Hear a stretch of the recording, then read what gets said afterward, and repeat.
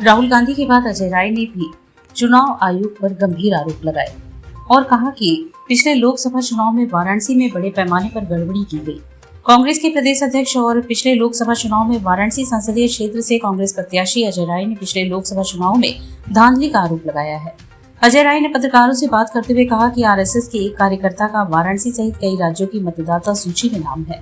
इसी तरह कई लोगों के बूथ भी बदले गए, जिससे लोगों को वोट देने में परेशानी हुई। उन्होंने कहा कि वे लगातार 7 राउंड की मतगणना में आगे थे।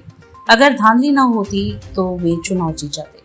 अजय राय पिछले चुनाव में प्रधानमंत्री मोदी के खिलाफ चुनाव लड़ रहे थे। बता दें कि लोकसभा में नेता प्रतिपक्ष राहुल गांधी ने भी चुनाव में धांधली का आरोप लगाया है। मोदी जी चुनाव हार रहे थे 1 बजे के बाद।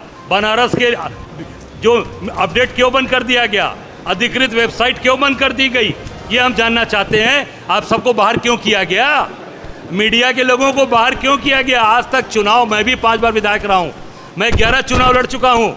ये केवल ये 2024 में चुनाव से बाहर किया गया मीडिया को, इसके पहले कभी नहीं किया गया था। आप इसके प्रत्यक्षदर्शी हैं, आप खुद जानते हैं। तो क्या अब सड़क पर उतरने का काम किया जाए? निश्चित तौर से कांग्रेस पार्टी हमारी सड़क पर उतरी है और आम जनता अब जागरूक हो चुकी है, क्योंकि अब चोरी बेईमानी का जवाब हम सड़क पर उतर कर निश्चित देंगे। और जो हमारे सबसे ज़्यादा कलंकित काशी के लोग अपने आप को महसूस कर रहे हैं कि जो हमारा वोट चोरी करके सांसद और देश का प्रधानमंत्री बना है, आज काशी के लोगों का, बाबा विश्वनाथ के भक्तों का आज पूरी तरीके से सर हमारा झुक गया है कि हमारा सांसद, हमारा देश का प्रधानमंत्री चोरी करके जीता है। तो क्या अब इसका असर बिहार में देखने को पड़ेगा? निश्चित तौर से हमारे कार्यकर्ता जागृत हो गए हैं। हमारे नेता आदरणीय राहुल जी जो SIR पर पूरी बात उठाए हैं, निश्चित तौर से वो पूरी तरीके से, और 25 लोकसभा जो बहुत कम मार्जिन से जीती है।